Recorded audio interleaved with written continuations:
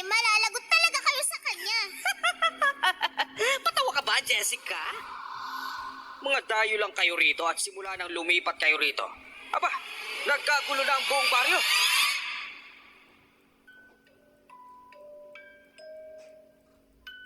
Minsan akala natin kilala na natin ang mga taong malapit sa atin. Yung mga taong nakakasama natin palagi. Pero paano kung pagdating ng panahon, saka lang lalantad sa harapan mo ang katotohanan tungkol sa mga taong labis mong pinagkakatiwalaan? Magandang araw po sa inyo. Hayaan niyo po akong isalaysay ang aking mga karanasan noon pang taong 2016. Nang lumipat kami ni nanay sa isang baryo sa probinsya ng Negros. Kung paano kami nakipagsapalaran sa isang lugar na hindi namin gamay. Ako nga po pala si Jessica at ito ang aking kwento. Bago ko simulan ng storya, huwag kalimutang mag-subscribe bilang suporta sa ating channel. Jessica! Jessica anak, gising na! Nay, bakit po? Saka na po yan? Nay, ang dami niyo pong sugat. Anong nangyari sa inyo? Pwede ba anak, wag ka ng maraming tanong, mag-empake ka na, bilisan mo. Wala na tayong oras. Pero Nay, Wala nang pero anak, mag-empake ka na. Yung mga mahalagang gamit ang dalin mo. Huwag nang makulit at sundin mo na lang ako, ha? Wala na nga akong nagawa nang maaligagang mag-empake si nanay. Inimpake ko na lang din ang mga gamit na kailangan ko. Damit, shorts at underwear. Kahit pa nag-aalangan ako noon dahil sa itsura ni nanay ay binilisan ko na lang ang paglalagay ng mga gamit ko sa bag na ginagamit ko sa school. Wala naman kasi akong ibang bag noon, lalo pat kaming dalawa na lang ni nanay ang magkasama sa buhay. Ang mga kinikita niya kasi sa pagtitinda ng puto ay sakto lang para sa pang-araw-araw naming gastusin sa bahay at pagkain.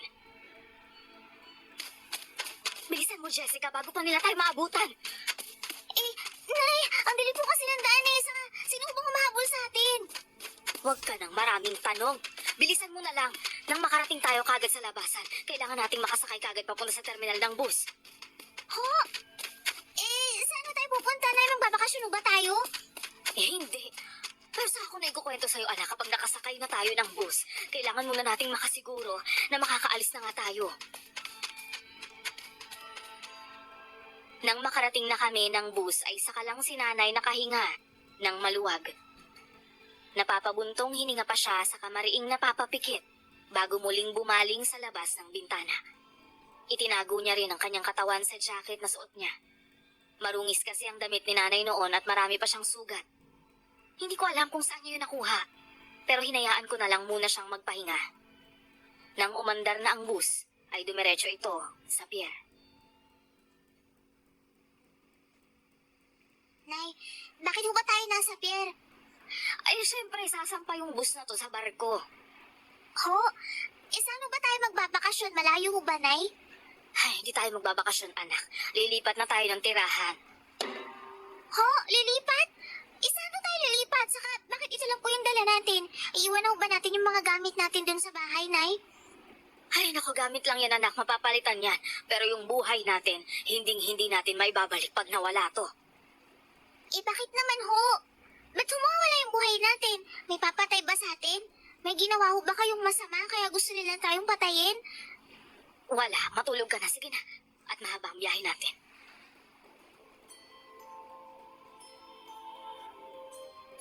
Napanguso na lang ako at sumandal sa kinauupuan ko tulad ng ginawa ni nanay. At dahil sa pagod at sa pagtakbo at pagtakas, ay agad din naman ako nakatulog. Nang magising ako, nasa laot na kami. Para kasi akong dinuduyan habang nakaupo sa bus. Kaya ako naisip na nakasampa na nga ang sinasakyan namin sa barko. Dahil sa excitement ay agad akong napatayo. Bababa na sana ako nang bigla akong hawakan ni nanay sa braso. Saan ka pupunta? Bababa po. Gusto ko kasing makita kung anong itsura sa labas eh. Pwede naman po yatang pumasyal eh. Maba na rin ho yata yung iba nating kasakay, Nay. Ay, siya, sige na sandali. Kukunin ko lang yung pitaka ko. Iiwan lang ho ba natin yung mga gamit natin? Ay, oo naman, syempre. O, tara na. Baka ho may kumuha makukuha sa gamit natin mamaya, Nay. Dali na lang natin. Eh ano namang makukuha nila sa gamit natin? Puro naman damit lang ang laman ng mga yan. Alam nga namang yung panty mo yung kunin nila. O eh, kahit nga ibalandra mo yan dyan, hindi naman yan mawawala. Nay naman eh. Ang ingay niyo naman eh.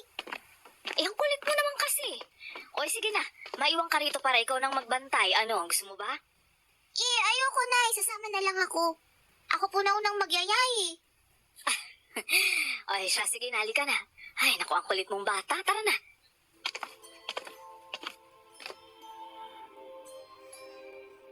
Naglibot lang kami ni nanay sa barko noon at saka kumain. Nang mapagod ay saka kami bumalik sa bus na sinasakyan namin. Ganun lang ang ginagawa namin ni nanay sa buong durasyon ng biyahe. 6:00 na ng hapon ng sumunod na araw ay nakadaong na rin ang barko sa pier kaya naman ginabi na kami ni nanay sa paghahanap ng matutuluyan. Ay, ang mamahal naman ng mga mauupahan dito. Hindi nakakasya itong pera natin, anak. Gabi na, Nay. Bukas na lang kaya tayo maghanap. Hindi pwede. Baka kung ano pang mangyari sa atin kapag sa bangketa tayo natulog. Hindi natin kabisado yung lugar na to kaya hindi dapat tayo magpakampante. Paano na ho yan? Saan pa tayo pwedeng maghanap ng matutuluyan? Nay, pagod na ako eh. Saka nagugutom na ako. Kahit tubig na lang. Wala tayo noon, kahit tubig. Pasensya ka na anak ha at kailangan mo pang danasin lahat ng hirap na to. Nay, sanay naman po akong lagi tayo lumilipat eh. Kaso iba nga lang po ngayon kasi 10 oras tayo ng gabi umalis. Tapos, puro ka pa sugat. Ay, nakong bata ka talaga, oo. O siya, maghanap muna tayo ng dispenser dito na pwedeng hulugan ng piso para makainom. Nauuhaw na rin ako kasasalita at katatanong sa mga tao dito eh. Uy, hello sis. Ako ba yung kausap mo? Ay, sino pa nga ba? Ito naman, oh. Eh, di syempre ikaw. Wait, narinig ko kasi, naghahanap kayo ng matutuluyan. May alam ako. Talaga ba? Eh, saan naman yan? Alam mo kasi kanina pa kami napapagod ng anak ko kakalakad at kakahanap. Ay, sumama kayo sa akin sa bahay. Sakto, out ko na. O, dito lang kayo sa karinderya. Sakto dito din ako nag-work eh. Teka, gusto niyo ba ng tubig? Ikukuha ko kayo. Naku, maraming salamat ha. Ikinuha nga kami ng mamang bakla ng tubig sa loob ng karinderya. Pagkatapos ay nagpaalam na siya sa babaeng malusog na nasa cashier na uuwi na. Sa kanya kami niyakag papunta sa isang terminal ng tricycle. Siya nga pala, ako nga pala si Maricel. Sumama na kami sa'yo nang hindi man lang tayo nagpapakilala sa isa't isa. Don't you worry. Ako naman si Raul. Pero Rara na lang, tawag mo sa akin. Sige Rara. Perfect. Itong batang itech, anong kanyang pangalan? Junakis mo ba to? Anak ko nga si Jessica. Ay, Jessica, cute-cute mo naman. Alam mo, sarap mo gawing kitchen. Hindi, joke lang, biro lang.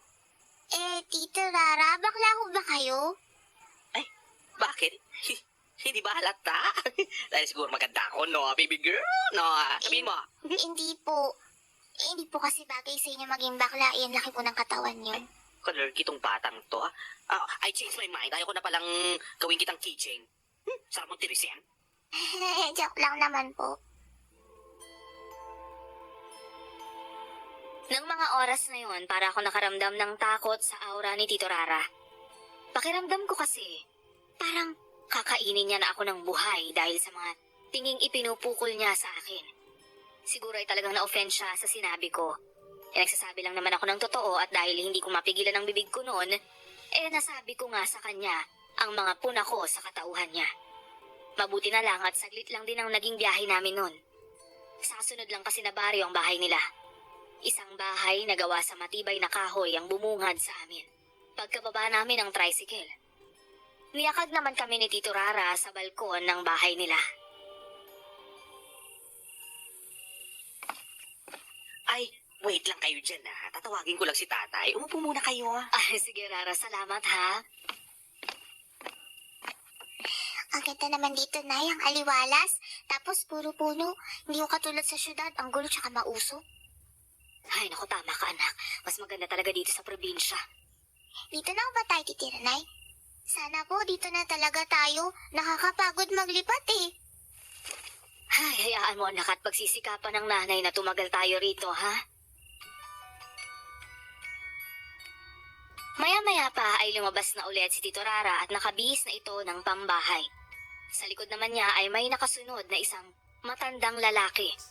At nang makalabas na nga siya sa pinto, ay agad akong napakapit sa braso ni nanay. Yung tingin kasi ng matanda ay parang katulad ng tingin kanina sa akin ni Tito Rara.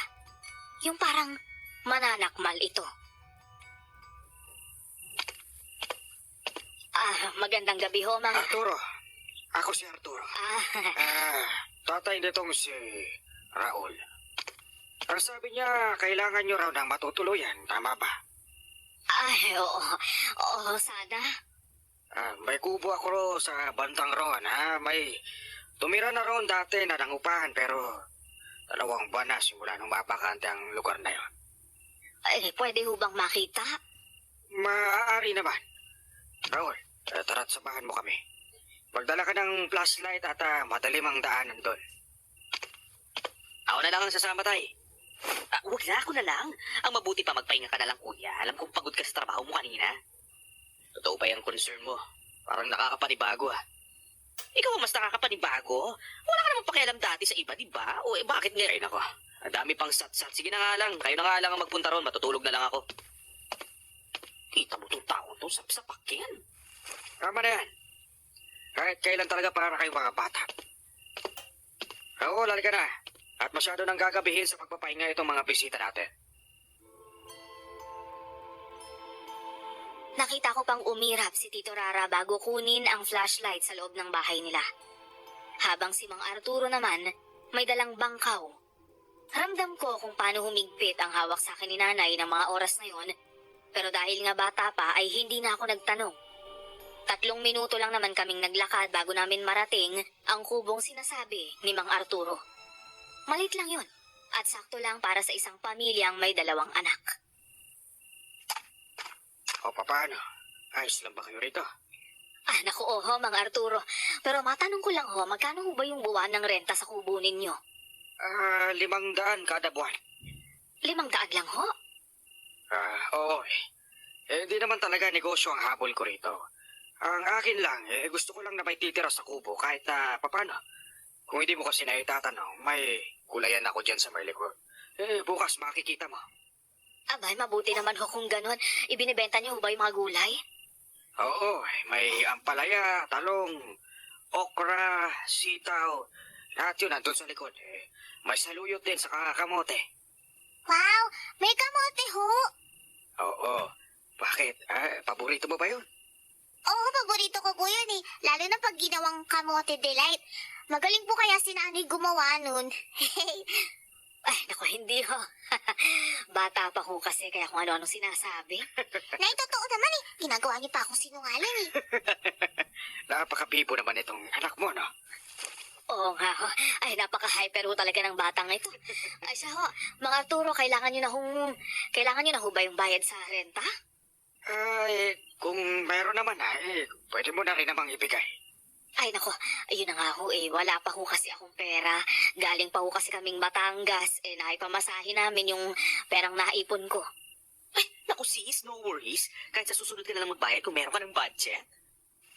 Tama naman. Saka, hindi naman ako nagigipit ng tao lalo na kung talagang nangangailangan. Sige, sa susunod mo na lang bayaran yung renta. Naku, maraming salamat ho. Pero gusto niyo ho, ipaglaba ko na lang ho kayo para naman kahit paano makabawi ako. Pwede naman. Imbis na sahuran ka namin sa paglalaba mo, yun na lang ibayad mo para sa renta. Ano tay? Mas okay yun sa'yo, no? Pwede rin naman. Sige, sa Sabado, pwede ka nang mag-umpisa maglaba. Oo naman ho. Kahit nga ho bukas agad, pwede na. Hoy, sis! Huwag mo na magsigarin yung sarili mo. Magpahinga ka muna at saka halatang pagod ka. Ayun o, kitang-kita na nangingitim na yung mga eyebags mo. Nako, di nakakaganda yan. Tinawanan na lang ni nanay ang sinabi ni Tito Rara. Ako naman, hindi makarelate sa pinag-uusapan nila. Pagkatapos noon ay nagpaalam na rin sina Mang Arturo at Tito Rara na uuwi na. Nang igala ko ang paningin ko sa kabuuan ng kubo, ay wala itong kwarto. Tanging banyo lang ang may dibisyon at may tabing na kurtina. May papag na pandalawahan sa gawing kanan at sa kaliwa naman ay lamesa. Malinis naman ang kubo kaya naman agad akong naupo sa papag. Saka naman kumulo ang tiyan ko, kaya napalingon sa akin si nanay. Nay, nagugutom na ako eh. Ako rin anak, tiis-tiis lang muna ha, pasensya ka na. Wala rin mo bang tubig? Sige, ihingi na lang kita dun kina Mang Arturo. Ngunit hindi pa man nakakalapit si nanay sa pinto, ay agad namang may kumatok roon. Sinenyasan lang ako ni nanay na wag maingay kaya tumangulang ako. Maya-maya pa, biglang may nagsalita mula sa labas. Tao po, Maricel. Si Raymond to, anak ni Tatay Arturo. Teka lang sandali, bubuksan ko yung pinto. Magandang gabi ulit ha. Pasensya na sa naging ugali ko kanina. Ganun lang talaga kami magkapatid. Ay naku, walang problema yon. Siya nga pala, ito, may dala akong hapunan. Baka kasi hindi pa kayo kumakain eh. Dala na rin ako ng tubig at pwede inuman yan. Saka ito, Salamat. banig, unan, saka kumot. Pasensya na, pero share na lang kayo ng anak mo sa kumot. Medyo malaki naman siguro yan. Naku, nakakaya naman sa'yo. Sobra-sobra naman na to. Wala yun. Teka, ako na. Ilalapag ko na lang to sa lamesa para makakain na kayo ha. Salamat talaga Raymond ha. Tatanamin ko tong malaking utang na loob. Talagang walang-wala pa kasi kami ngayon eh. Nakita ko kung paano magngitian sina Tito Raymond at Nanay, kaya naman agad na akong tumayo at pumunta sa lamesa. Alam kong kabastusan yon, pero ng mga oras kasing yun, gusto ko lahat ng atensyon ni Nanay ay nasa akin lang. Para kasing may iba akong nararamdaman sa paraan ng pagtingin ni Tito Raymond sa kanya. Agad din namang nagpaalam si Tito Raymond na umuwi na. Kami naman ay kumain na dahil gutom na talaga kami. Pagkatapos ay nagpababalang kami ng kinain bago matulog. Maayos naman ang pananatili namin ni Nanay sa baryong yon hanggang sa sumapit na ang araw ng Sabado. Jessica, anak, tara samahan mo nga ako kina Mang Arturo. Kunin natin yung mga ipapalabada nila. Sige ho, Nay. Kapag nandun na tayo, huwag ka makulit ha, nakakahiya sa kanila. Dayo lang naman tayo dito, kaya dapat huwag tayong masyadong maingay at magaslaw. Oh, Nay, sige po. Ay, sa pasukan niya, enroll na naman kita sa bagong eskwelahan. Ayos lang ba sa'yo yon? Wala naman po akong magagawa na eh. Ay, naku, halika nga rito. Hawak ka sa akin.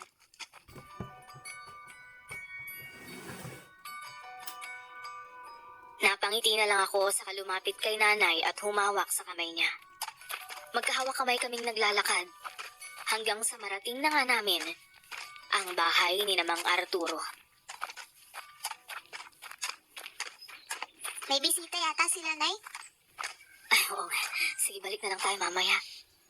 Wag na ho, Nay. Dito na tayo eh. Sa kukuha lang naman tayo ng palalaban nila eh.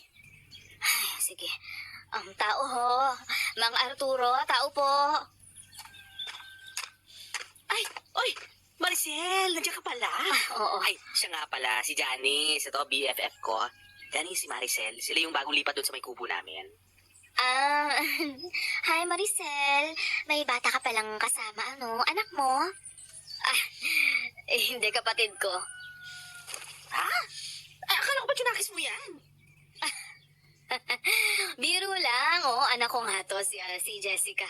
Hindi ba halata? Ay, mapagbiro ka din pala, no? Feeling ko magkakasundo tayo. Oo nga eh. Ang plastic naman ho ng ngiti niyo, Nay. Huwag kang maingay. May sinasabi ka ba?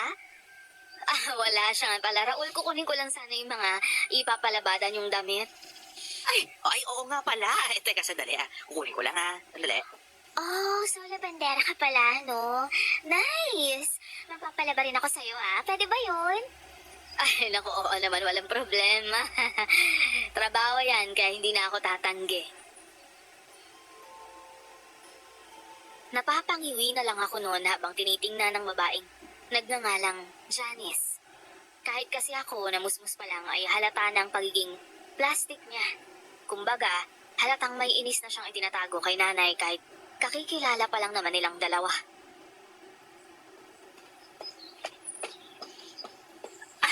Ay, si Maricel. Ito na yung palalaban namin. Sige, Rara, ihatid ko na lang ito bukas dito, ano? Maricel. Ano yan? Ano yung hawak mo? Kinaraul yan, ah. Ay, makaraul ka naman. Uy, yan, ara nga kasi. Oo, kanila nga to. Maglalabada na lang muna ako kasi wala pa akong pambayad sa rente. Nako, huwag ka na mag-alala. Isauli mo na yan at ako nang bahala. Pero kasi nagkasundo na kami ni Namang Arturo, kaya hayaan mo na. Pero salamat sa concern. Concern daw, paawan mo masyado si Ating. Janice, Yes, love? bitawan mo naman ako. Nakakaya sa mga bisita. Ha? Bisita? Sila ba yung tinutukoy mo? Umuupa sila sa kubo nyo kaya hindi sila bisita, Diba, no? Janice? Umayos ka nga. Huwag kang mag-iskandalo rito kung ayaw mong pagpawalan na kitang pumunta dito sa bahay namin. Sige na, Maricel. Umuwi na kayo ni Jessica. Sige. Tara na, anak. Kahit pa iniwan na ni Tito Raymond si Janice, ay sumunod pa rin ang babae sa loob ng bahay nila. Nakita ko pang ang nailing si Tito Rara bago siya sumunod sa kanila. Marahil ay para umawat. Grabe pala yung ugali ng Janice na yun, no? Ang ganda. Kaso lang, maldita eh. Hoy, Jessica, ano sinabi ko sa'yo? Hindi ba sabi ko huwag kang mangingialam sa iba?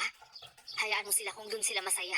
At kung ganun sila, saka hanggat hindi nila tayo kinakamti, walang problema. Ho?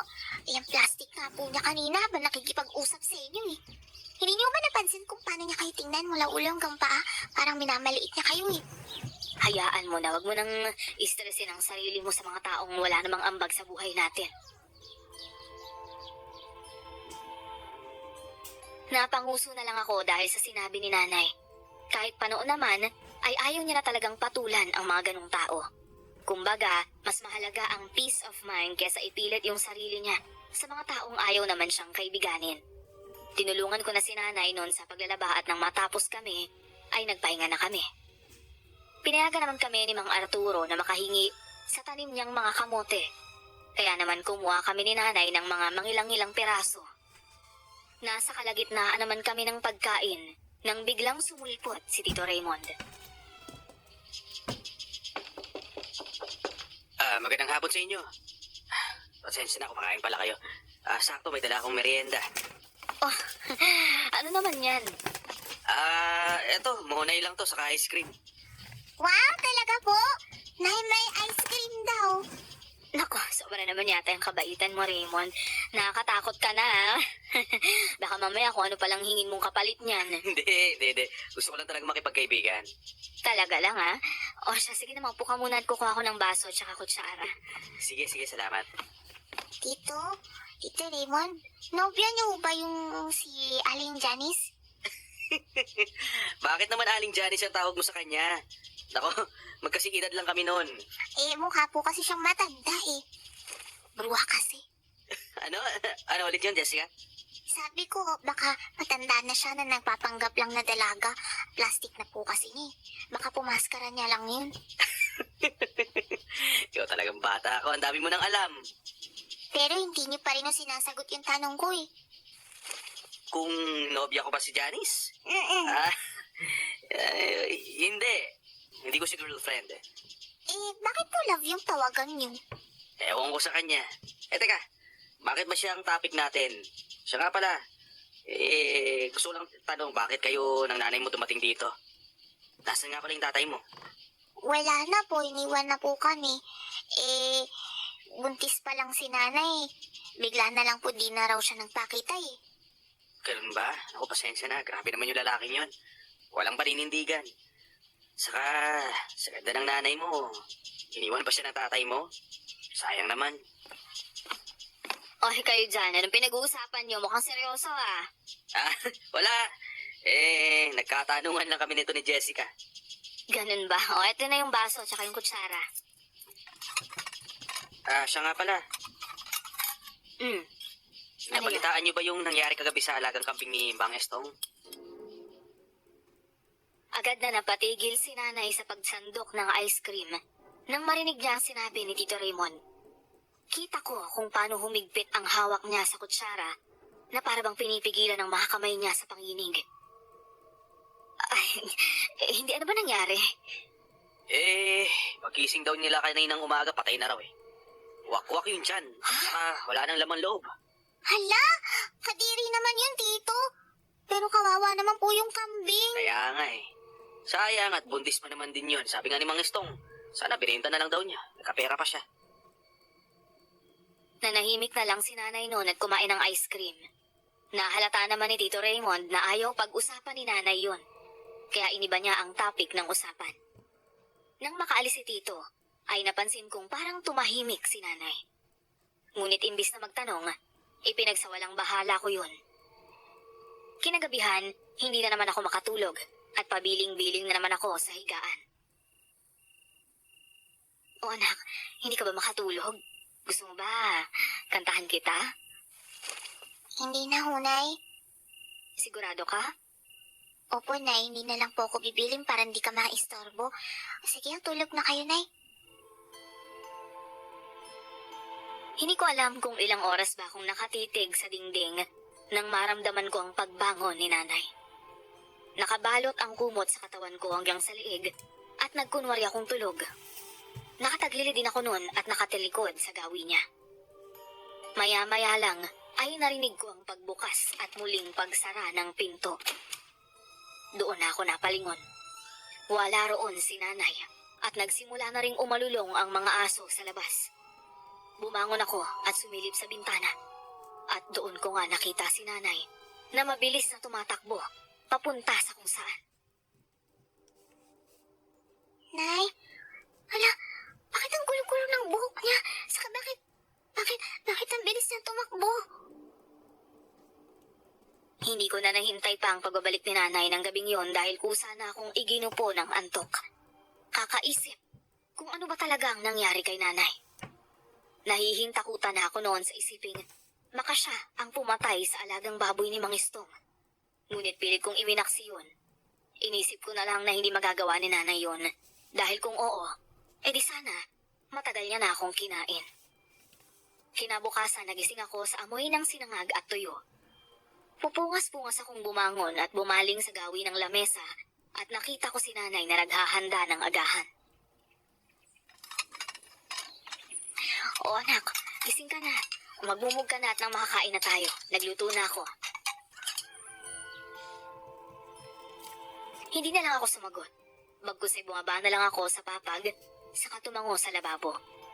Nagmumug ako gaya ng sabi ni nanay, at nang matapos ay agad naman akong umupo, saka kumuha ng plato. Sinali na naman ako agad ni nanay ng sinangag. O sige na, kuha ka na ng ulam. Thank you, Nay. Damihan mo na nang mabilis kang lumaki. Nay? Ano yan, anak? Wala ho. Nakalimutan ko na yung sasabihin ko, Nay. Tahimik lang kaming kumain noon nang bigla kaming makarinig ng mga sigaw mula sa labas ng bahay namin. Kung hindi ako nagkakamali, si Tito Rara yun. Kasama niya pa yung bruhildang si Janice. Sinabihan ako ni nanay na kumain lang at lalabasin niya muna ang dalawa. Ngunit may pagka-usyusera ako. Sumili pa rin ako sa bintana para malaman kung bakit sila pumunta rito. Oh, Rara! Ba't mo ako sinampal? Dahil ahas ka. May anak ka na nga. Di ba nagdi ka pa rin? Anong ibig mong sabihin? At talaga nagmamaang-maang ka pa? Inagaw mo si Kuya kay Janice? Ha? Hindi mo man lang alam na may gustong kaibigan ko kay Kuya? At kung mag-aasawa man siya, syempre gusto ko yung walang sabit, yung walang bagahe. Teka lang sandali, ano ka ba Raul? Naririnig mo ba yung sinasabi mo? Saan mo naman nakalap yung chismis na yan? Diyan ba sa Janice na yan? Alam mo, wala akong inaagaw. Baka naman kasi ilusyonada lang talaga yung kaibigan mo at binibigyan ng kahulugan lahat ng makita niya. Saka pwede ba? Hindi na tayo mga bata pa para patulan yung mga ganyang kababawang bagay. Napangiti ako nang makitang tila natauhan si Tito Rara. Tila nalulun niya ang sarili niyang dila dahil sa sinabi ni nanay. Gusot ang mukha ng dalawa nang umalis habang si nanay naman bumalik sa pagkainan. Simula nun, hindi na nagkasundo pa si Nanay at Tito Rara. Pag kumukuha kami ng labada sa bahay, ay hindi niya na kinakausap si Nanay ng maayos at hindi niya na rin ako pinapansin. Nay, galit ho ba si Tito Rara sa atin? Ay naku anak, hayaan mo na. Wala naman tayong magagawa kung ayaw niya nang makipagkaibigan eh. Ganun talaga, kapag may pinapanigan. Pero hayaan mo na, hindi man siya kawalan. Pero ang dami niya yung pinalalaban sa inyo ngayon eh. O eh, di ba maganda nga yun? Siyempre, bayad na tayo sa renta sa bahay, may pasobra pa. Pambili rin yun ng mga kakailanganin natin para makapagluto ako ng ulam na ilala ko dyan sa kababaryo natin. Sa bagay. Tama ka, Nay. Pero ang sama po talaga ng ugali ng Janice na yun, no? O anong sinabi ko sa'yo? Remespeto po sa nakatatanda. Kaya, Isisipay ko na yung bunganga ko, Nay. napanguso na lang ako dahil doon, hindi ko talaga maintindihan si Nanay. Para kasing wala siyang pakialam kahit pa naaagrabyado na siya. Parang immune na siya sa sakit, kaya hinahayaan niya na lang ang iba na gano'n ang ituring sa kanya. Nawala na rin sa isip ko ang ginawang paglabas ni Nanay nung gabing yun. Subalit ng sumunod na gabi, ay naalimpungatan na naman ako dahil hindi ko siya nakapa sa tabi ko. Nay? Nay, nasaan ka, Nay? Tinungo ko na ang banyo at sumilip sa labas subalit hindi ko siya nakita. At hindi siya sumasagot sa pagtawag ko. Kaya naisip ko na baka nga lumabas na naman siya. Umaalulong na naman ang mga aso. Kaya patakbo akong napabalik sa higaan namin. Nagtalukbong ako ng kumot at hindi ko alintana ang pamamawis ng katawan ko dahil sa init. Hindi ko na nga rin namalaya na nakatulog ako sa posisyong yun. Kinabukasan, hindi ko na talaga natiis na hindi magtanong kay Nanay. Nay, saan ho kayo galing kagabi? Ha? Bakit naman? Nagbanyo lang naman ako, anak. Natakot ka ba kagabi, ha? Oo po. Pero bakit po nung tiningnan ko po yung banyo, wala naman kayo dun eh. Baka lumabas ako. Oo, kasi parang may naririnig ako mga yapak kagabi. Tinignan ko lang kung sino. Baka mamaya masamang loob pala yun.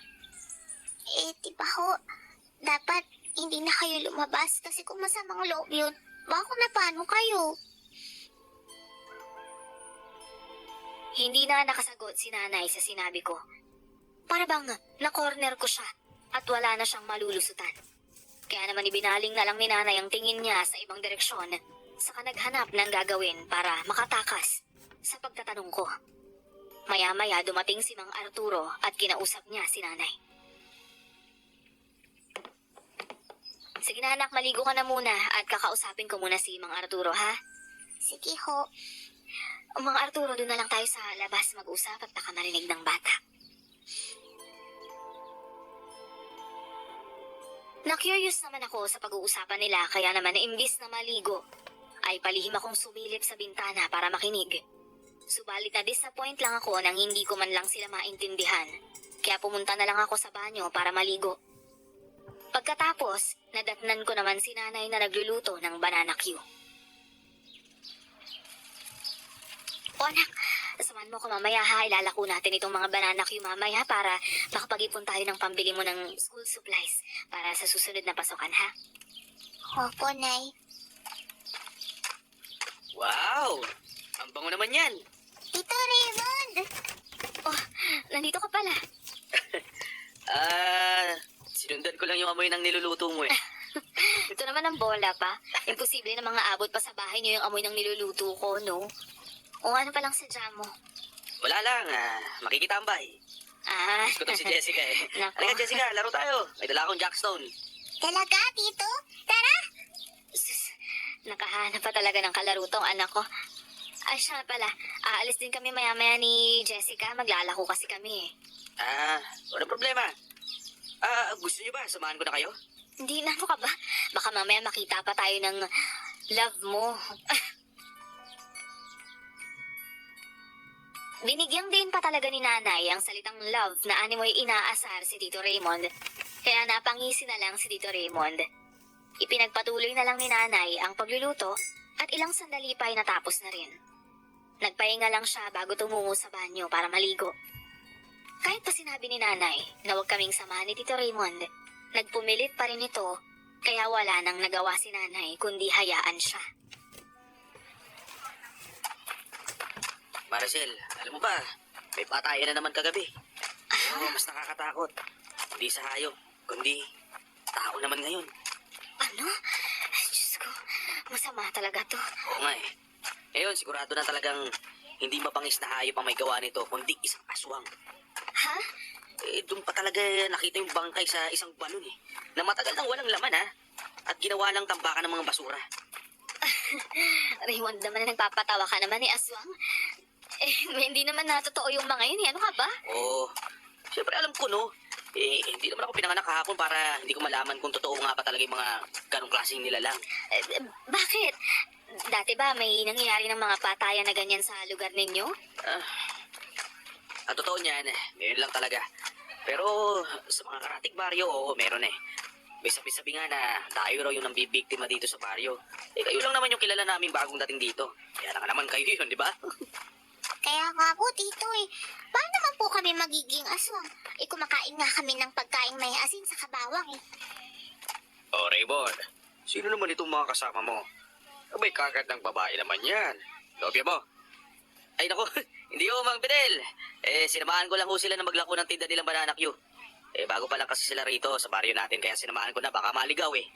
Saka, wala rin naman akong gagawin. Day off ko kasi ngayon.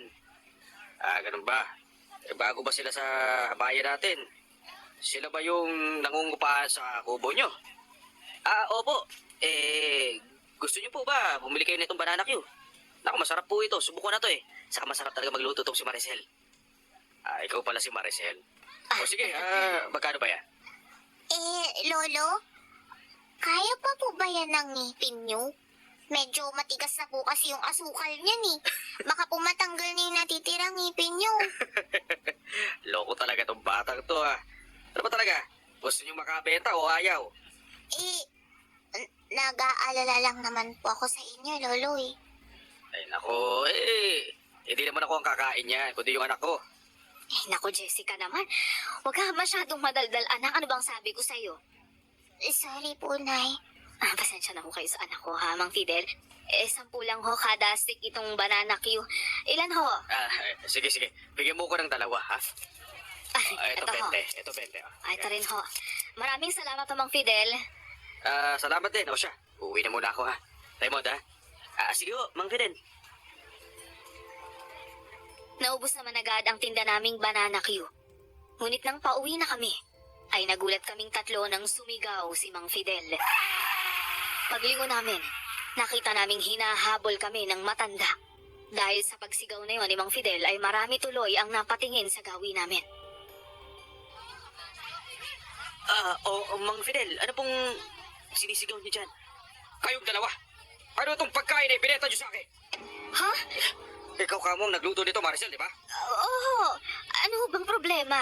Hindi naman to pagkain ang binibenta mo sa akin eh. Nang patakan ko ng kalamansi ang mga ito. Bakit nagkaganito? Parang laman na nabubulok.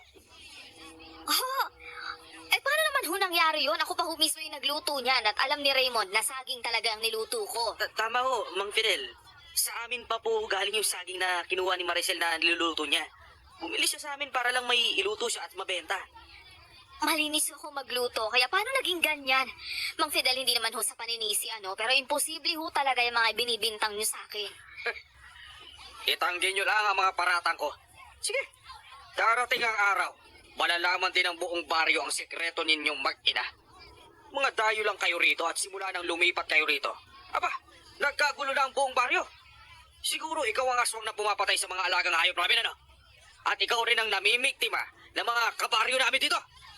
Ano ho bang kailangan yung patunayan para mapatutahanan kung hindi ako katulad ng iniisip niyo, Mang Fidel? Sa ngayon, wala. Dahil alam kong hindi magtatagal, lalabas din ang katotohanan. Pagkatapos niyang sabihin yun ay ngumisi pa siya sa amin ng makahulugan bago umalis.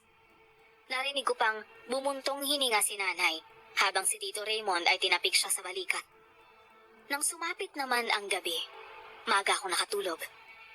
Ngunit nagising na lamang ako Nang marinig ko ang boses ni nanay na parabang hirap na hirap. Kaya naman bumangon ako.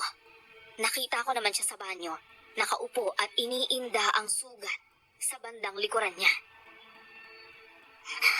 Nay, ano pong nangyari? Bakit may sugat kayo sa likod? Tulungan mo ko. Halika rito, hugasan ko yung sugat ko. Pero tayo natatakot ako eh. Ang laki niyan eh. Ano po ba nakasugat sa inyo at bakit? Mamaya ka na magtanong. Tulungan mo ko. Kailangan maampat muna natin ang dugo sa sugat ko dahil kung hindi tuluyan ako manghihina. Dahil sa dami ng dugong lumalabas. Ano bang gagawin, Nay?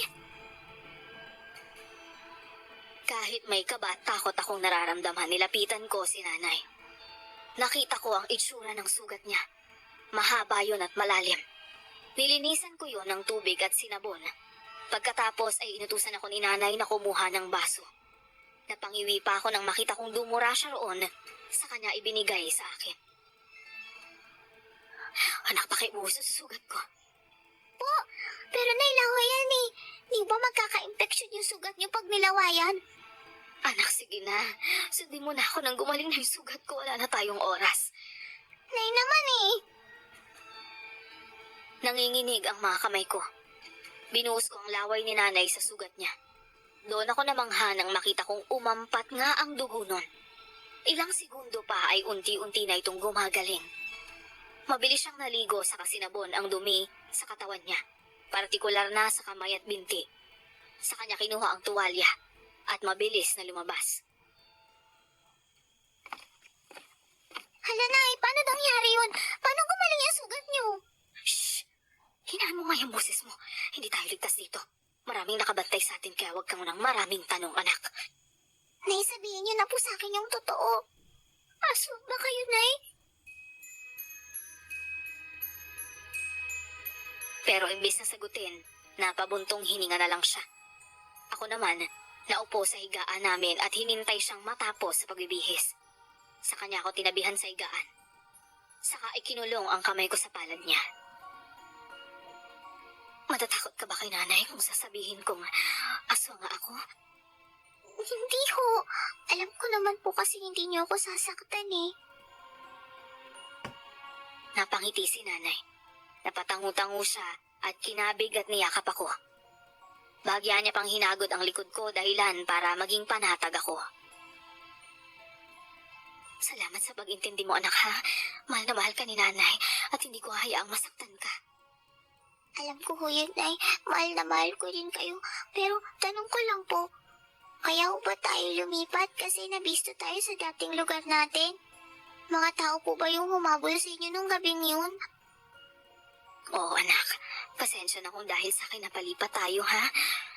Tsaka palipat-lipat tayo lagi. Sadyang hindi ko lang talaga mapigilan ang sarili ko sa pagkain ng sariwang laman at dugo.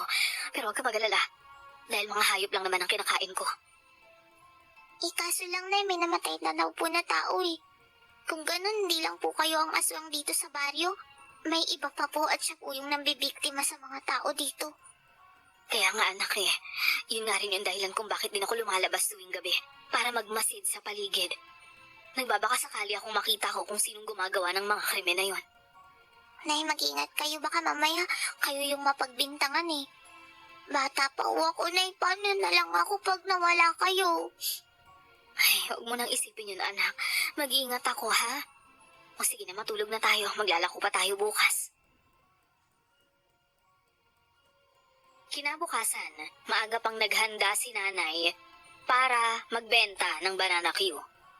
Dinagdagan niya na rin yun ng kamote Q para naman may pagpilian ng mga bibili. Habang nagluluto si nanay, naligo muna ako. Nagsabon ng katawan nang bigla namang magsalita si nanay sa pintuan ng banyo. Anak, lalabas muna ako saglit, ha? May kukunin lang ako kay Mang Arturo. Sige, Nay. Hintayin lang po kita dito. Sige, yung paninda natin, anak, ha? Bantayan mo pagkatapos maligo. Apo! Pagkatapos ko maligo, agad ako nagbihis. Pero hindi ko pa nasusuklay yung buhok ko. Ay agad namang pumasok si Tito Rara sa bahay at hinahanap ako. Nagmamadali siya na parang tarantang-taranta at tagaktak din ang pawis niya at nanginginig pa ang kamay. Jessica, halika. Sumama ka sa akin. Bilisan mo. Bakit po, Tito Rara? Sakit po kayo. Bakit po kayo nagmamadali? Nanay mo! Po, ano po nangyari kay nanay? Mamaya ko na ikakwento. Sumama ka muna sa akin bago pa mahuli ang lahat. Dahil si nanay na ang sangkot sa usapan na hindi na ako nagdalawang isip. Hawak niya ang kamay ko habang tumatakbo at madapa-dapa ako sa bilis niya. Pumasok pa kami sa masukal na bahagi ng baryo na hindi ko alam kung saan papunta. Dahil ilang minuto na rin kaming tumatakbo, hinila ko ang kamay ko sa pagkakahawak ni Tito Rara. Dahilan para mapatigil siya.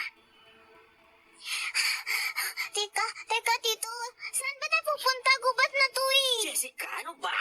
Nasa panganib nga ang nanay mo. Pero paano? Hindi naman po siya pupunta dito nang walang dahilan eh. Paano niyo po nalaman na dito siya pumunta? Masyadong maraming tanong. Nako, mamaya niyan kapag nakarating tayo doon, doon ko na ipapal... pero... Nako, wala na pero. Halika na, bilisan mo. Pinandilatan pa ako ni Tito Rara bago muling hablutin ang kamay ko. Hindi na kami tumatakbo noon na siyang ipinagtataka ko. Kung nasa panganib si nanay, dapat nagmamadali pa rin kami. Mas nagtaka pa ako nang salubungin kami ni Tita Janice.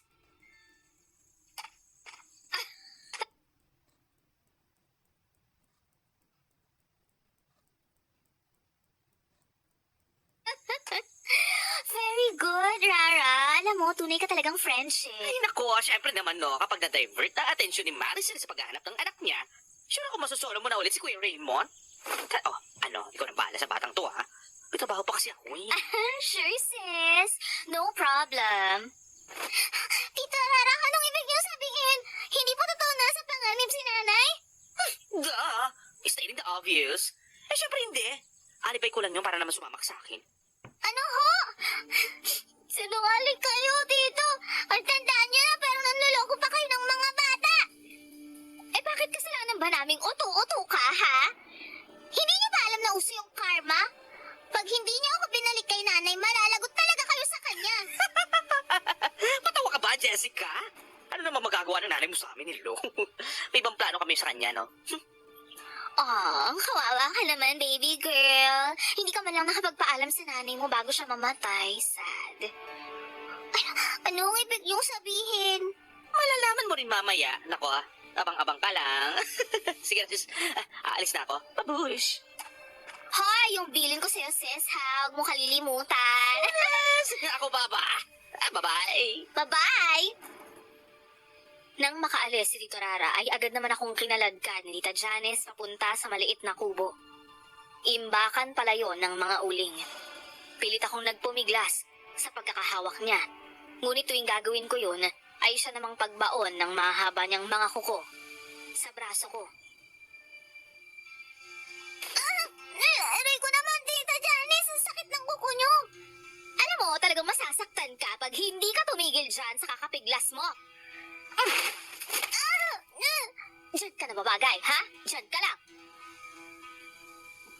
Malakas akong napadaing ng marahas nang itulak ako ni Tita Janice sa gabundok ng mga nakasakong uling. Dahil nga uling yon at matigas ay dinamdam ko ang pagsakit ng likuran ko. Nakahalukip-kip naman si Tita Janice at nakakrus ang mga braso sa dibdib at nakangisi. Tiningnan ko rin siya ng matalim, dahilan para mapatawa siya na parabang nababaliw.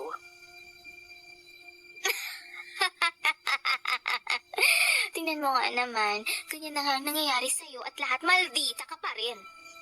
Kesa naman sa'yo, bruha ka pa rin. Aba, sumasagot ka na, ha? Ano ang pinagmamalaki mo? Yung nanay mo malandi? Hindi malandi si nanay. Tingnan mo nga yung pagmumukha mo. Bakit hindi yung kayo yung tumingin sa salamin? Mas mukha nga pa nga kayong malandi kaysa sa nanay ko eh. Kapal ng makeup nyo. Tapos hindi naman bagay sa inyo. Alam nyo, mukha lang naman kayong clown. Aba, kapag hindi talaga ako nakapagtimpi sa yung bata ka, tatampalik ko na yung bibig mo. Sige ho, subukan nyo para makita nyo yung hinahanap nyo. Akala nyo talaga? Alam ko kung maririnig lang ako ni nanay ng mga oras na yon, dudugo talaga ang bibig ko. Dahil sa tampal niya sa pagpatol ko kay Tita Janice. Pero ibang usapan na kasi kapag yung nanay ko na ang nilait niya. Hindi ako papayag na ganunin lang niya si nanay. Mabuti na lang talaga ay hindi ako itinali ni Tita Janice. Para bang tiwala talaga siya na hindi ako makakatakas. Malapit nang gumabi noon nang dumating si Tito Rara kasama si Tito Raymond. Tila nawalang takot ko ng mga oras na yon dahil alam kong papanig sa akin si Tito Raymond. Subalit, doon ako nagkamali. Dahil nang lumapit si Tita Janice ay hinayaan niya lang itong kumapit sa braso niya at halikan ang pisngi niya. Buti naman at nandito ka na, love. Ang tagal kitang hinintay. Alam mo ba yun? Hoy, bruha, ang gatos mo naman masyado. Iksi ka lang, okay? Hindi ka naman tatakbuhan niya ni Kuya Raymond. Eh, paano malandi kasi yan? Hoy! Tumahimik ang bata ka, ha? Habang nakakapagtimpi pa ako sa'yo. Shut up ka muna, baby girl, ha? Mainit ang ulo ni Madam. Napainom mo na ba sa kanya yung binigay ko? Oo naman, sis, no? Ako pa ba? Ayun nga, nagdala na rin siya dito, eh. Asa namang sasama yan sa akin na walang dahilan? Ay, sa wakas, napapasakin ka na, Raymond, my love. Oh, ano lang yung gagawin mo dito sa Junakis ni Maricel dito? Mamaya malalaman mo. Luka-luka! Aalis na ako, no? May work pa ako bukas. Oh, sayang. Sad movie. Hindi mo mapapanood mamaya kung paano mamamatay ang malanding nanay ng malditang batang to. Teka, sandali. Hoy, ano yung mo sabihin? Hoy, Janice, ha? Walang usapan na mamamatay. Hi, Aling Janice! Wala ka talagang kasing sama! Janice? Uy, Diyos ko, maawa ka naman. Wala to sa pinag-usapan natin.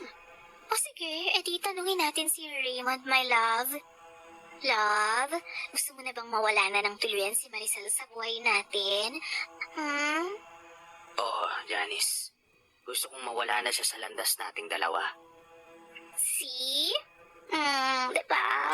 Diyos ko, ano ba itong gulong pinasok ko? Huli na para magsisi, Raul. Sa ayaw at sa gusto mo, kakunsyaba kita sa planong to. Kaya huwag ka nang magtangkang maghugas kamay kung ayaw mong sariling dugo mo ang ipanghugas mo sa mga yan. Ay, nako! Napapaliw ka na, sis! Paano mo nagagawang sabihin yung mga bagay na yan? Dahil kaya ko. Ngayon kung ayaw mong madamay, umalis ka na. Huwag kang magkakamaling pigilan ako dahil hindi mo magugustuhan ang mangyayari, Raul. Ay, Diyos ko. Ay, ako, mapapaliw na yata ako sa mga happenings! Ito rin, tulungan niyo kami. Mahawa po kayo sa akin. Ba, Jessica, huwag ka na magkasaya pa ng panahon kay Kuya. Nasa ilalim na siya ng impluensya ng kayuma. Hindi ka na niya matutulungan. Nanay! Nanay! Ito narabang ako kung anong gawin nila kay nanay eh. Nang sabihin ko yon, saka naman kami nakarinig ng alulong ng aso mula sa malayo. Humuni rin ang uwak na parabang pumapaikot sa taas ng kubo. Maya-maya pa, may mga nakakakilabot na anghel na naririnig ako mula sa labas. Sabay pa kaming napatingin ni Tito Rara sa isa't isa. Bakas din ang takot sa mukha niya, kaya naman sabay kaming napabaling kay Tita Janice na tumatawang parang baliw.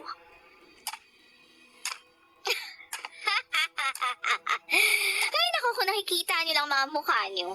Ano ba kayo, guys? Si tatay lang yun, huwag kayong mag-alala dahil si Maricel lang naman talaga ang pakay niya. Ano ka mo? Tatay mo? Si Mang Fidelio, isa sa aswang! Ano ho? Tatay niyo si Lolo Fidel? At saka isa siyang haswang? Ay, naku, paulit-ulit! Oo nga, diba? O ngayon, alam niyo na. Baka kayo na ang isunod ni tatay. Alam niyo kasi, kailangan pa naming mag-ingat. Baka mamaya magsumbong kayo eh. Janice, pakiusap. Mawa ka naman sa amin ng bata. Huwag mo kami patayin. Bakit? Ako ba yung aswang? Hindi naman, diba? Sabihin mo kay Mang Fidel. Hayaan na niya kami. Hindi ka namin isusumbong. Promise. Sige, sasabihin ko.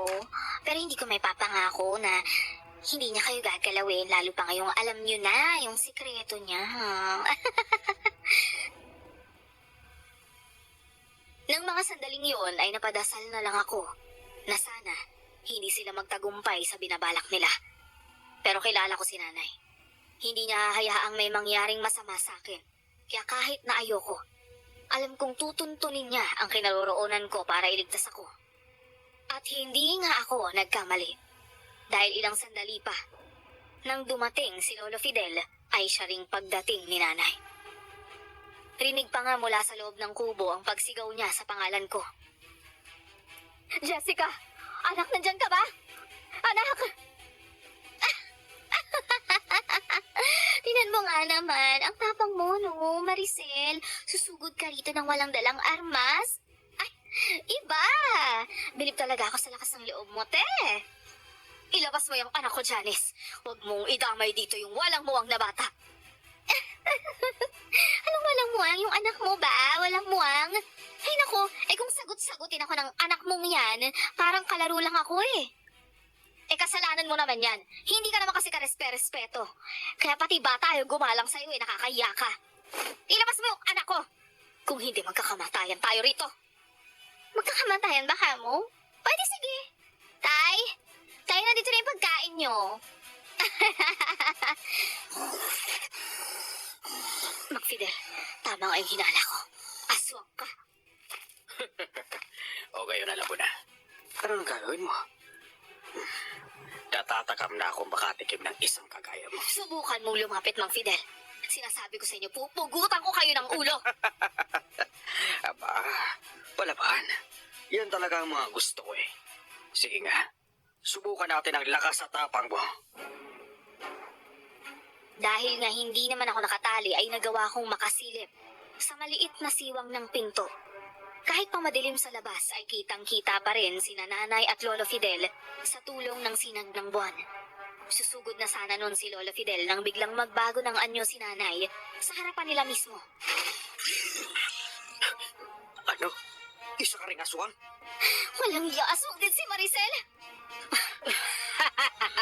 Hindi ba halata, Mang Fidel? Ang kaibahan nga lang natin. Ako, hayop lang ang kinakain ko. Samantalang ikaw, nambibiktima ka ng mga tao. Ikaw lang naman ang nambibiktima sa baryong ito. Ano naman ngayon, Maricel? Sa palagay mo ba, malilinis mo pa ang pangalan mo? Kaya kung ako sa'yo, ayusin mo ang mga desisyon mo. Dahil matalo mo man ako sa labanang ito, papatayin ka pa rin ng mga taga-baryo. Susunugin ka nila ng buhay. At ang mas masaklap pa ron, baka madamay ang anak mo. Wala iya ka, matanda ka. Mesa demonyo ka. Wala na talaga dapat pagkatiwalaan sa panahong to. Dahil kahit matandang amoy lupang katulad mo, halangang bito ka. Kampon ka ng demonyo! Ako lang ba? Hindi ba't aswang ka rin? Oo, pero hindi ako kumapas lang ng taong katulad mo. Diyos ko, ano ba itong nangyayari sa Earth? Jessica, halika rito, please. Tatakas natin dito. Pero, Huwag ka maingay. Halika rito. Kapag nakatsyempo tayo, tatakas tayo, maliwanag. pero paano po si Nanay? Ay, ano yung sarili niya? Nako, tingnan mo nga, aswang din siya. Ibig sabihin, malakas siya.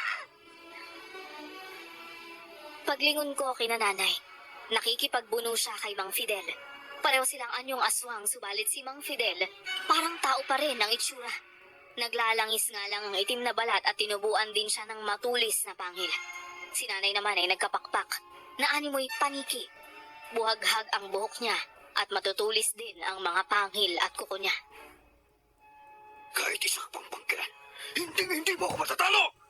Huwag kang magpakampante, tanda! Kahit na kumakain ka pa ng sariwang laman at dugo ng tao, ordinaryong aswang ka pa rin. Kaya wala kang laban sa akin. Eto, sa'yo! Bullshit ka talagang babae ka. Ang lalim ng kalmos mo sa akin. Magbabayad ka! Kasalanan ko ba kung madaling mapunit yung balat mo? Matanda ka na kasi! At maya-maya lang babalik ka na sa lupang hayop ka! Dahil sa labanan ng dalawa, natatarantang lumabas si Tita Janice. Hindi niya kasi inakala na mahuhulog sila sa sarili nilang patibong. Kaya naman habang wala sa amin ang atensyon ng babae, ay kagad akong hinatak ni Tito Rara paalis sa lugar na yon. Ngunit hindi pa kami nakakalayo, ay saka namang nakasalubong namin si Mang Arturo. Raul! Saan mo dadali ng bata? Ibigay mo siya sa akin! Ay, nagkakamali ka. Itatakas ko nga siya narinig ko ang plano ninyo ni Maricel. Alam mo na aswang siya una pa lang, hindi ba? Oo. Pero hindi ba't kasabwat ka nila Janice at Fidel? Ano't pinagkano mo sila ngayon? Tay, hindi ko naman kasi alam na aswang pala si Mang Fidel. Nagkamali ako, inaamin ko naman. Anis ako. Kaya nga, nililitas ko na tong batang to eh. Ang mabuti pa, dumito na muna kayo. Delikado kapag aalis kayo ng ganitong oras. Plano na wala kayong armas. Eto, halika, magtago kayo rito. Ay, tay, maraming labok sa maraming insekto dito eh. Makinig ka na lang muna sa akin, Raul. Dahil sa pagiging padalos-dalos mo, ayan at nalagay ka na sa alanganin. E tinapay mo pa tong bata. Sorry na nga, tay. Mamaya yun naman ako sermonan. Kailangan ni Kuya Raymond ay tulong ninyo. Nakayuma na siya. Alam ko. Kaya nga, may dala akong pangontra sa gayuma para mabalik siya sa wisyo niya. Bueno, dyan na muna kayo at wag na kayong marami pagreklamo, Raul. Kung ayaw mong ikaw ang ipakain ko sa aswang. Naku, may magagawa pa ba ako, tay? O, ito na, matatago na. Nagmamaktol pa noon si Tito Rara at panay ang reklamo. Habang ako pilit na sinisilip ang lagay ni nanay habang nakikipaglaban sa matandang aswang. Muntikan pa akong mapasigaw nang makatsamba ng kalmot si Mang Fidel at tinamaan ng mahaba at matutulis niyang kuko ang kalamnan ni nanay. Walang yaka! Kapag ako talaga nakaganti, magsisisi kang kinalaban mo ko! Ang tapang mo pa rin kahit sukat ay kalaro. Ano kaya? Mahina ang resistensya mo. Dahil kulang ka sa pagkain ng tao. Hindi sa patagal sa ibigay sa mga hayop para siya. Dahil isa kang aswang. Mamumuhay ka bilang aswang. Huwag mo kong igaya sa'yo, Fidel. Kung hayok ka sa sariwang laman, ibahin mo ko! Mabilis na dinaluhong ni nanay si Mang Fidel at kahit umilag ang matanda, nahagi pa rin siya ng pakpak ni nanay. Natamaan ng matanda ang tagiliran papunta sa bandang likuran. Umangil ng malakas si Mang Fidel at nanlilisik ang mga matang tumingin kay nanay. Ininda niya ang sugat niya, ngunit patuloy pa rin ang pagdaloy ng dugo mula roon. Ano, Mang Fidel? Hindi mo maabot ang likod mo. Pagalingin mo ang sarili mo dahil doon ang ipinagmamalaki mo, hindi ba? Sa palagay mo, matitinag mo ko ng ganun-ganun lang. Pues, nagkakamali ka. Dahil ipinapangako ko na hindi ka na magtatagal sa mundong ito. Huwag ka nang puro dadak. Gawin mo na nang matapos na ang labang to. Masyado ka namang anak. Ano kaya kung ibigay mo muna sa akin ang anak mo? Sigurado akong masarap ang laban at tubo niya dahil bata pa siya. Mas malinamnam at mas masustansya pa siya. Demonyo ka! Huwag mong gagalawin ang anak ko! Janice, ilabas mo lang ang bata. Saka naman tila natauhan si Tita Janice at agad na pumasok sa loob ng kubo. Ngunit agad din siyang napabalik sa labas habang nanlalaki ang mga mata nang makitang wala na nga ako roon sa kubo. Tanging ang nakatulala at wala sa wisyong si Tito Raymond na lang ang naroon. Tay! Tay, nakatakas sila ni Raul! Ano? Nalinti ka na? Hanapin mo! Bakit kasi hindi mo man lang napansin na nakalabas sa palisala? Kahit kailan talaga ang hina ng kukote mo. Kaya hindi ka nagugustuhan niyan si Raymond eh. Puro pagpapakanta lang ang nasa isip mo.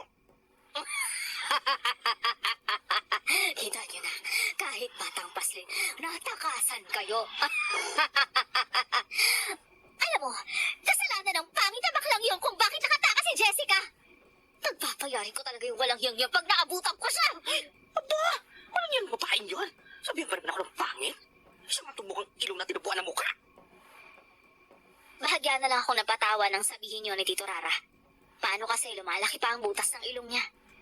Nang makaalis si Tita Janice, pumuslit naman si Mang Arturo sa loob ng kubo. Kaya naman, inagaw ni nanay ang atensyon ng matandang aswang para hindi mapansin si Mang Arturo. Hoy, aswang! Huwag mo akong makuyoy dyan. Wala kang respeto. Dapat sa'yo, pinuputulan ang tira. Bago mo magawa yun, ikaw muna ang dudukutan ko ng mata. Wisit mo na babae ka. Kaliwa pa lang ang nakukuha ko, Mang Fidel. Kukunin ko pati yung kanan. Pilit na tinakpan ni Tito Rara ang mata ko dahil sa karasang nangyayari. Walang awa kasing dinukot ni nanay ang mga mata ni Mang Fidel. At nagawa niya yon nang walang kahirap-hirap. Marahil nabasa niya na ang mga galaw ng matandang aswang, kaya alam niya na kung saang direksyon siya dapat umatake. Samantala, sa maliit na kubo, ay nakita ko kung paano ipinainom ni Mang Arturo kay Tito Raymond ang likido na ayon sa kanya ay pangontra raw sa gayuma. Ilang sandali lang noon ay nakita ko kung paano kumunot ang noo ni Raymond. Nag-uusap sila ni Mang Arturo na parabang nagtatanong ito kung anong nangyayari. Nang mahimasmasan ay agad naman silang nagkasundo. At nang lumabas sila sa kubo, tinulungan nila si nanay na paslangin ang matandang aswang.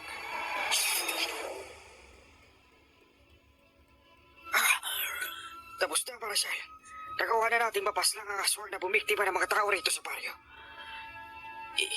Hindi ko inakala na... Totoong aswang ako. O paano yan, aswang talaga ako. Ay nako, mamaya na nga kayo magchismisan at kating-kating ang katawan ko sa dami ng kagat ng lamok dito. Ay, Diyos ko, Diyos ko, dahil. Ang anak mo, baka mamaya madainggi pa yan. Sige ka. Ay, naku, ang OA niyo naman, Tito. Para kagat lang ng lamok eh. Hoy, malditang bata ka. Concern na nga ako sa iyo, ano? Sir daw, kinidnap niyo nga ako para sa bruhang yan. Oo nga pala. Nasa si Janice. Nang sabihin niya ni Mang Arturo ay pare-pareho kaming napatingin sa paligid. At doon nakita namin ang babaeng tumatakbo palabas ng gubat. Hahabulin pa sana siya ni Tito Raymond nang pigilan ito ni Mang Arturo. Kitang-kita ang galit ni Tito Raymond. At alam na alam ito ni Mang Arturo. Hayaan mo na siya, anak. Patay na ang tatay niya. Sinunog na rin natin kaya wala ka nang dapat ikabahala pa. Hindi siya magiging kagaya ng ama niya. Ay nako, pasensya na talaga sa mga nagawa ko, ha? Eh, kung hindi lang sana ako nakipagsabuatan sa dalawang iyon, nako, hindi sana mangyayari ang lahat ng ito, ha? Okay na yun, Rara. At least ngayon alam mo nang nagkamali ka at inamin mo yon.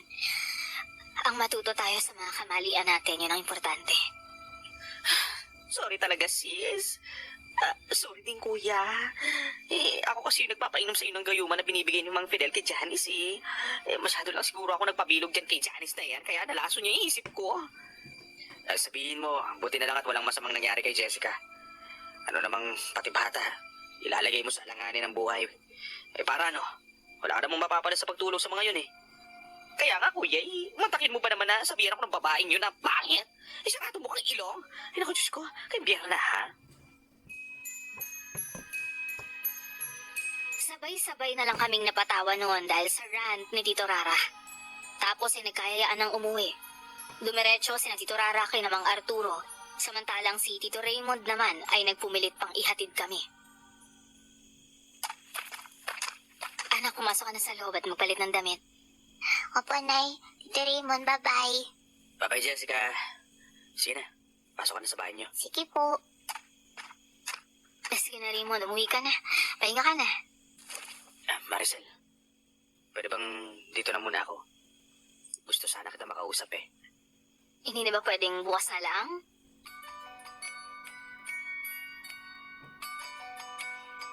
Lingid sa kaalaman nilang dalawa ay nasa likod ako ng nakasaradong bintana. Alam kong mali ang makinig sa usapan ng iba, lalo na sa usapan ng matatanda, pero dahil makulit ako ay ginawa ko pa rin. Para lang ako nanunood ng teleserye, lalo na nang hawakan ni Tito Raymond ang kamay ni nanay. Babalik na lang ako dito bukas ng umaga. Magdadala ako ng agahan, kaya ikaw, bumawi ka ng tulog mo, ha? Sige, pero pwede bang bitawan mo na yung kamay ko? Ay, sorry. Bakit? Nahilang ka ba? Wala Sa akin, yun. hindi ko talaga intensyon. Ayaw mo na. Sige na. Uwi ka na at nang mapagpahinga ka na. Salamat sa paghatid sa amin ng anak ko, ha? Sige. Wala nga naman. Isarado mo maigi yung mga bintana at saka mga pinto, ha? Oo, tay. Sige na. Madaling araw na, ano ka ba? Maya-maya lang sisikat na yung araw pero nandito pa tayo sa labas. Oo nga,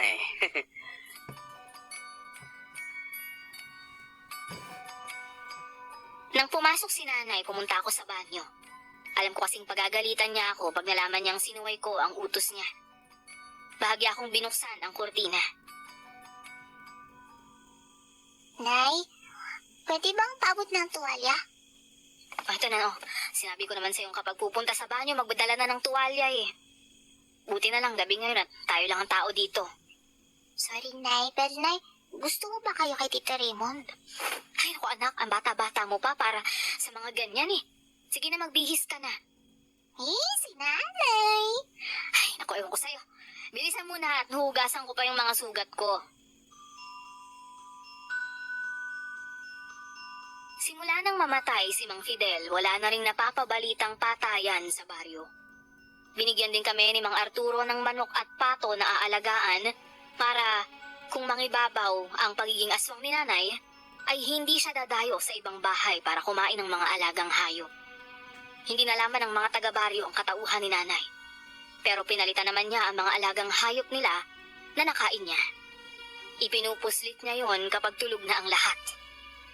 Hindi rin nagtagal ay niligawan din ni Tito Raymond si nanay. Sa ngayon ay senior high school na ako at graduating na sa susunod na taon. Ikinasal na rin si nanay at tatay Raymond noong 2018. 4 na taong gulang na rin ang kapatid kong si Joshua.